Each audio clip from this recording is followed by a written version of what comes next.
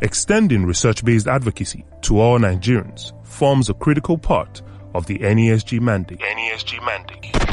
At different times, the NESG conducts research-based advocacy by employing public education and community mobilization strategies. The diversification of this economy is very, very important.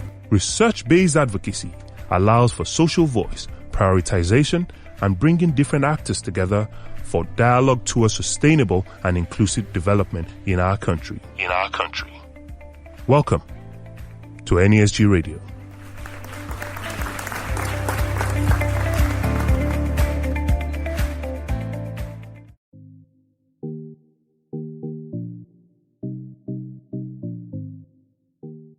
Welcome to the NESG Radio. I'm your host, Yinka Ighodalo. The 26th Nigerian Economic Summit was a big conversation for action with the theme Building Partnerships for Resilience. It held on the 23rd and 24th of November 2020. Key stakeholders from private, public sector, civil society, diaspora, and youth communities converged physically and virtually, utilizing a hybrid format. At the 26th Summit, the Chairman Board of Directors, NESG, delivered an impactful opening address to all summiteers. Here's Mr. Asue Ighodalo.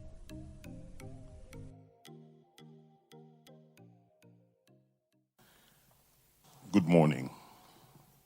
On behalf of my colleagues on the board of the Nigerian Economic Summit Group, I welcome every one of us to the 26th Nigerian Economic Summit, which we on the board hope it will not be yet another summit.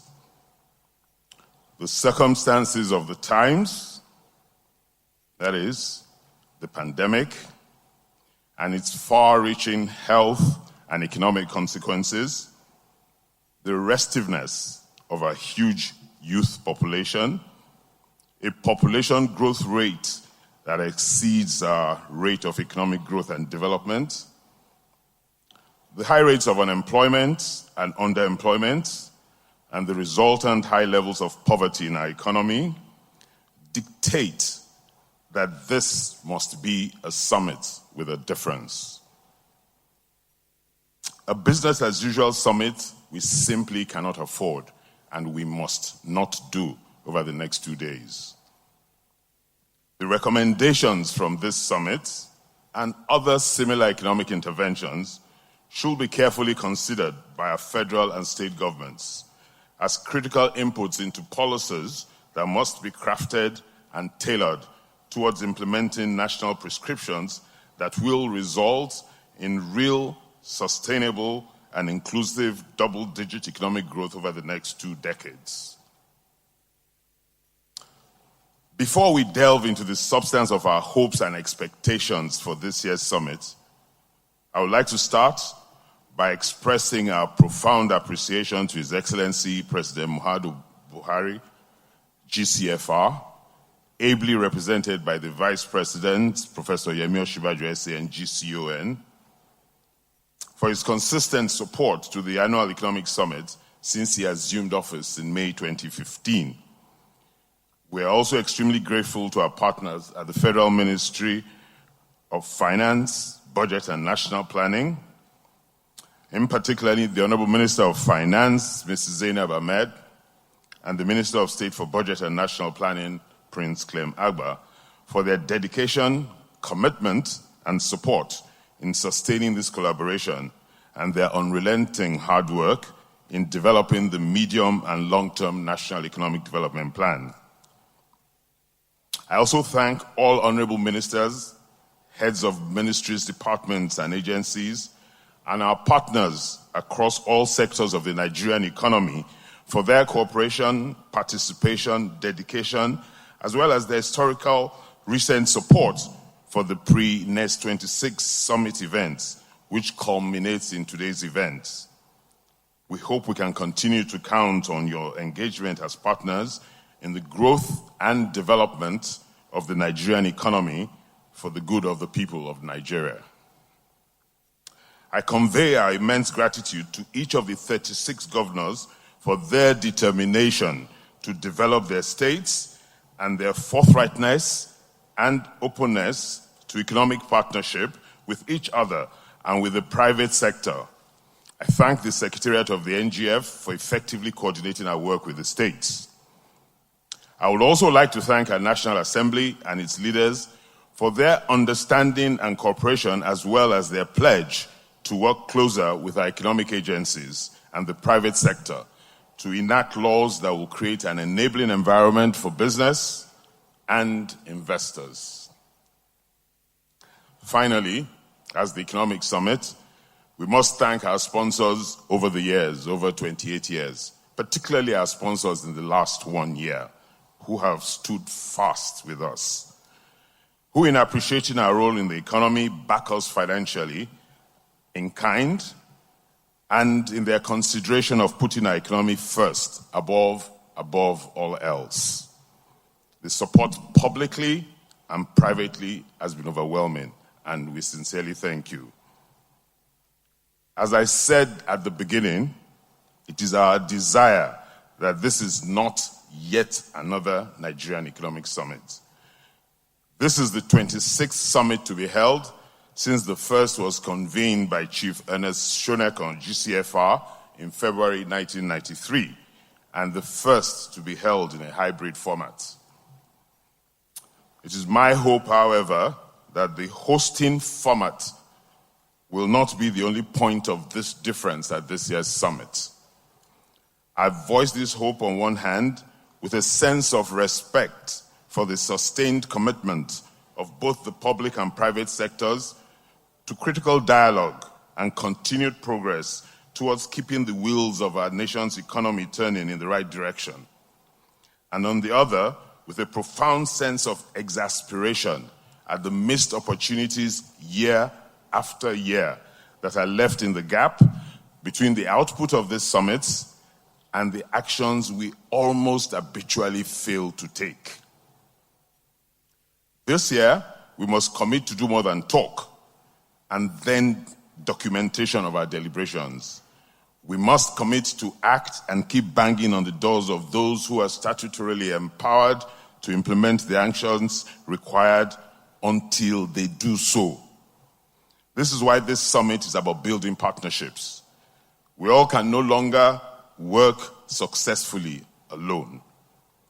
In our opening remarks last year, we highlighted some of the positive economic policy decisions that were born out of recommendations initiated at previous summits through the years.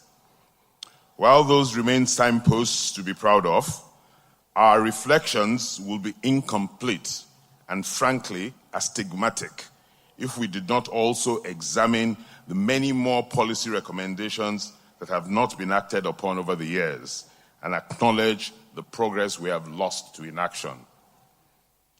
Last year's summit, at the cusp of a new decade, was aptly themed Shifting Gears.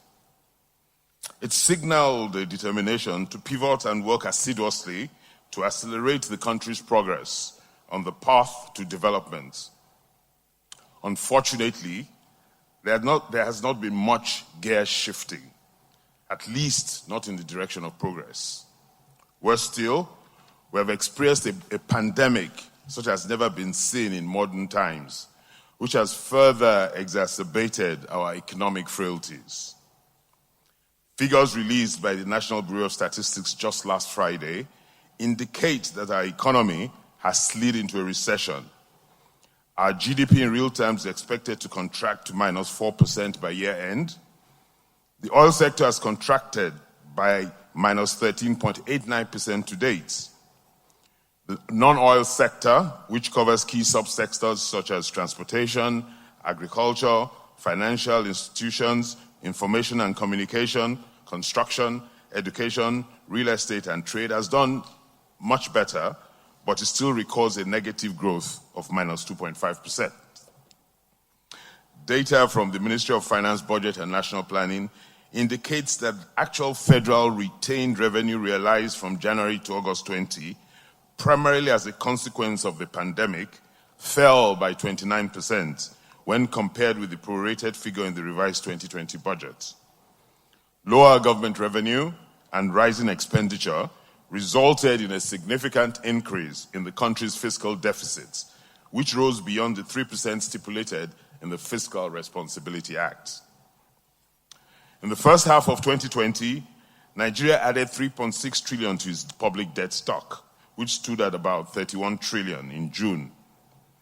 Public debt is expected to increase further in the year, raising concerns about the country's fiscal sustainability. We have 14 million of our children who are not in school. About 55% of our employable adults are unemployed or underemployed. Over 100 million of our people are poor. Nearly 10% of all global maternal deaths occur in Nigeria. Only Sierra Leone, Chad, and South Sudan have more deaths at birth. Our manufacturers are experiencing declining output and cannot readily access foreign exchange for their machinery and materials. And our exporters cannot easily access our main ports. Ordinarily, we would explain away these disappointing indicators by pointing out that the pandemic slowed progress on many fronts. And we would make this the explanation for our failure to achieve traction in the year 2020 and start a reversal of these indicators. But these are not ordinary times. And as easy as it would be to explain away our continued decline with the words global pandemic, I will challenge us to bear in mind that while the Nigerian economy is expected to contract by nearly 5%, the Chinese economy is on track to grow by 1% this year. This is despite China being the epicenter of the pandemic, with almost twice as many cases and 4 times as many deaths as we have experienced in Nigeria. The Chinese economy, in fact, has not contracted since 1976. Its growth streak has lasted for over 4 decades. Through global financial crisis, trade wars with the United States, and now a pandemic that tore through their country first before splintering to other countries. China has shown us what a serious nation can do when it looks back on its history, resolves never again to fail its citizens, and forges forward with a sense of urgency, discipline, and purpose. It is essential to note that this comparison with China is not misplaced. In 1983, Nigeria's per capita income was double that of China. And today, despite its population, China's per capita income is 5 times that of Nigeria in the space of about 40 years. So while there are many plausible rationalizations for the state of our economy, I would urge us to engage throughout this summit with the example of China etched firmly in our consciousness. They put behind us the failed Great Leap Forward policy that caused tens of millions of Chinese deaths and fixed their eyes forward on the task of becoming a global superpower. There was audacity in their vision. It is also time that we in Nigeria put audacity to our vision. Please note that I am not making an argument for us to copy and paste China. I am not doing so. Far from it. However, we must copy the Chinese spirit. A plan that worked for China 4 decades ago is unlikely to offer a viable blueprint for our own development today. The world has changed. However, if China can consistently grow and pull millions of her people out of poverty, why can we not do the same? We must urgently define our own path and galvanize our people. Just work hard, like as if our lives depend on it, and truly our lives depend on it. We cannot make this pandemic, or indeed any other hurdles we will encounter, an acceptable explanation for failing to forge forward. Not with 200 million lives hanging in the balance and more than half living below the poverty line. We must give those 200 million Nigerians something to hope, live, and work for. We must provide Nigerians with a future to believe in, and we must be in a hurry to make that hope and future a reality. One that can be felt touched and experienced by everyone, everywhere, from our vibrant urban centers to the very last inch of the last mile of our deep rural communities. There's no better time to commit to this future than now. Year 2020 marks the commencement of the Global Decade of Action for the Sustainable Development Goals, with the powerful promise and possibility of leaving no one behind in Nigeria. This summit must be different, ladies and gentlemen. It cannot be yet another summit. It must emphasize execution over endless dialogue and results over rhetoric, and stress the value of partnerships at all levels across the country. We will discuss and make policy recommendations, and to be clear, we do not take the view that our policy recommendations at the NESG can or should represent the only way forward. We are not that arrogant. But let us view it as a foundation to be improved upon. They are, as always, just policy options presented based on collective thinking. What is important is that government commits to ensuring that the underlying issues we highlight and seek to address by those recommendations are examined in depth and promptly and effectively addressed through policy alternatives that are implemented within the year.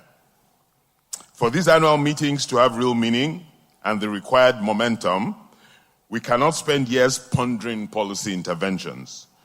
Government must reposition itself as a proactive and responsive vision custodian and policy driver, coming to the table each year having clearly identified obstacles and ready to tackle new ones. Our regulators must play their part and change their mindsets. They must act as facilitators and not dampen the enthusiasm of institutions which are trying to grow the economy. They must create a truly enabling environment. And those of us at the NESG and the private sector must also do more, and we must do much better. A critical look at recommendations over the years reveal missed opportunities, as much in unaddressed policy needs as in gaps that we have failed to identify. How do we in the private sector ensure we create jobs, good jobs, globally competitive jobs, at a pace that matches our national demand? How do we attract patient capital into our economy and continue to encourage, plead, cajole, and support government to make the right and correct policy pronouncements? How do we in the private sector diversify away from our dependence on dying fossil fuels and extraction to a productive and climate resilient, commodity resilient, and technology-propelled economy? Where do we find the money to build appropriate infrastructure for a next generation African giant and point government in the right direction? How do we learn to speak truth to power in the best interest of our country, rather than our penchant for seeking personal advantage or our fear of retribution and sanction? How do we eliminate private sector corruption and our selective sense of entitlement? All of us who are players in this economy, the public and the private sectors, SMEs, civil society, and the youth, must learn to love our country with passion and work to ensure its viability into the future. We must all be dedicated to growing an inclusive 21st century economy in the shortest possible time. Let this 26th summit be the one where we collectively resolve to shun off greed, selfishness, self-absorption, nepotism, tribalism, and corruption, and stand for what is best for our country. It is time that we show good example and lead the way to creating a more prosperous nation and be brave in facing our realities with strength, purpose, and integrity. A tall order from where we are today, but achievable with the will, vision, and capacity to effectively and fairly implement the right policies. It is impossible to consider our stark statistics without turning for a brief moment to the recent EndSARS protests, the the debilitating and damaging riots, and all of the issues that have emerged at the back of it, including the need to postpone this summit from its earlier scheduled date. Whether or not we agree with the protests or are concerned with the method and motives of protesters, it is impossible to ignore the phrase in the fabric of our economic, social, and political existence that have caused this rending. How does a society focus its energies on outpacing growth norms if it cannot confront its challenges without resorting to violence? And I say this without bias to any side of the divide. Neither citizens nor governments achieve meaningful progress through violence. Conflict sometimes, yes, but never reduced to violence. For a country such as ours, desperately in need of development momentum and capital, the events of last month were bad for morale, bad for confidence, and bad for business. Of the 19 trillion invested in negative yielding assets, that means assets that on the day you invest, you know you're not getting your full sum back. Of the 19 trillion invested globally, none of it has been invested in Nigeria, regardless that they can earn money on those assets. Because our investment environment has been tagged unwelcome, unsafe, and unpredictable. At a time when our fiscal space is constrained by low revenues and high debts, the need to strengthen the attractiveness of the investment climate to encourage local and foreign investment is of the utmost importance. The world does not trust our commitment to the rule of law and the impartiality and efficiency of our dispute resolution processes. Our multiple exchange rates, policy flip-flops, and perception of how we react to investors confuses the investing world. These are not labels we can afford, at least not now or never. The current American theatrics notwithstanding, peace and stability and consistency of policy remain key investment indicators. And we are in competition with many developing countries across the globe for patient capital. We cannot undo yesterday, but we most certainly can and shall manage the fallout with the wisdom and diplomacy that match this moment in time. Our belief at the NESG is that resolution must come through dialogue, advocacy, disciplined, thoughtful challenges to the status quo in the interest of our collective progress, as well as sincere and concerted resolve to act decisively to bring about required changes. Time has shown this to be the only way that civilized societies successfully resolve conflict and make traction towards their ideal. The truth of our national now, however, is this. As far as we may have come, we have not come far enough. We cannot expect young people to thank us for past sacrifices while we hand them a nation relegated to watching globalization from the sidelines without partaking of its bounty. Whilst what we do is share in pandemics and economic shutdowns. At this juncture, it is essential to acknowledge, celebrate, and thank the federal government of Nigeria for our COVID-19 pandemic response. Through the work of the Presidential Task Force on COVID-19 Control, the private sector-led coalition against COVID-19, the subnationals spearheaded by the governors, and the broad-based citizen response support mechanism that rallied the collective capabilities and will of our people to scale up our resource and capacity development to meet the crisis head-on. Many in the world wonder how we did it in Nigeria. To all those who continue to fight to push back the spread and effects of this virus here at home and around the world, we salute you. To our countrymen and friends that have lost their loved ones during the pandemic, please accept our deepest condolences, and may all the souls of our dearly departed rest in perfect peace. Just as the leadership of this country, led by government and supported by the private sector, stood up to protect our citizens from the scourge of this disease with timely and impressive interventions, we must rise to deliver our economy, and an economy that is worthy of our stewardship, and protect our population from the scourge of poverty and exclusion. No excuses, no ifs, no buts. The restless energy and frustrations of the young people of this country must be constructively engaged and channeled towards building an economic powerhouse on the African continent that we can all be proud of, and even more importantly, that can support their livelihoods and ambitions. Our role as the adults in the room is to create the pathway for them to responsibly fulfill their potential, and with it, our nation's great promise. The nation belongs to over 100 million youth of this country. It is in recognition of this reality and in keeping with the NESG's commitment to constructive engagement as the ultimate path to progress that we have included a session in this year's summit on unlocking the productive potential of Nigerian youth, and a closing plenary around the unifying theme, empowering our youth.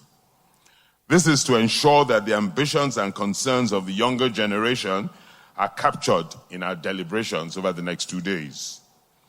Theirs is the future that must be impacted by how the Nigerian economy develops. And it is important that their voices are adequately situated in our musings about the country's economic future, as it is that experience that will lend perspective to their vision. Now, perhaps more than at any other summit before today, we must treat our time here as sacrosanct, recognizing the full gravity of the moment. A dream without a deadline is not a plan, it's a fantasy. And the time for fantasizing must be behind us. This summit, which is themed Building Partnerships for Resilience, is about prompting strategic partnerships between our national and sub-national governments, the private sector, civil society, and our youth to accelerate our economic growth and development. The summit will be anchored on 3 pillars: collaboration, execution, and impact, and our discussions will be dimensioned across 5 sub-themes: mapping the future, new trends, new opportunities, new horizons, embracing technology and innovation, building resilience, and charting the path to recovery. I remind us once again that this 26th summit must not be yet another summit. We must act now.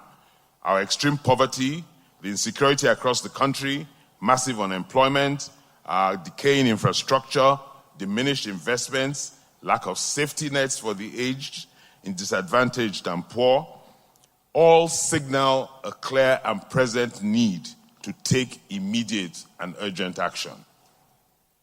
This summit presents us with the opportunity to catalyze, coordinate, and sync all the efforts already being made, throw up additional ideas, and with government taking the lead, execute and implement all that is set before us with speed.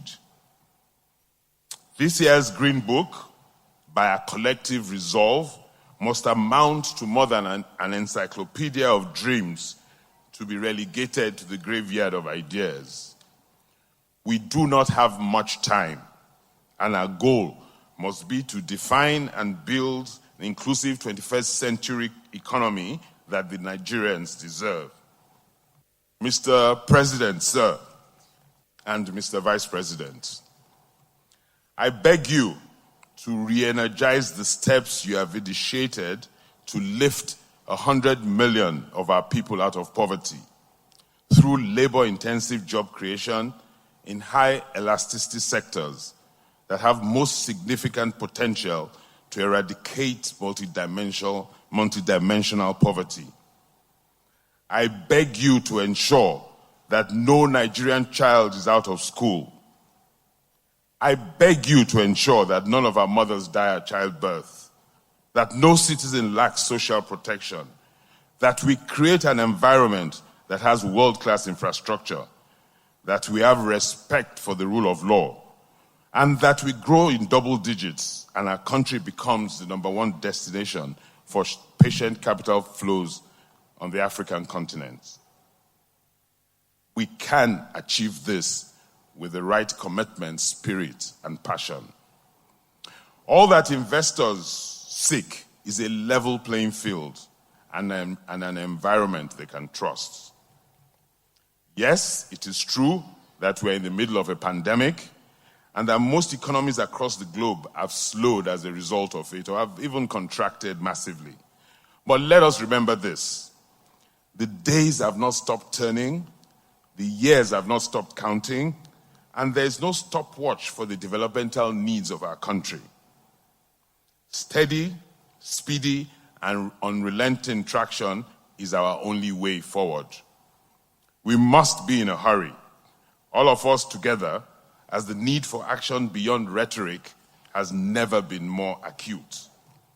In the words of our anthem, our work is indeed to build a nation where peace and justice shall reign, ensuring that the labors of our heroes past shall not have been in vain, and may the God of creation direct our noble cause, guide our leaders right, and help our youth the truth to know.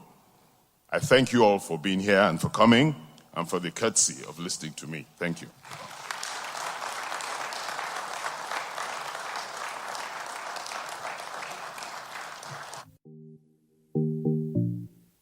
Thank you for joining us today. For more information about the 26th Nigeria Economic Summit, visit our website on www.nesgroup.org/26.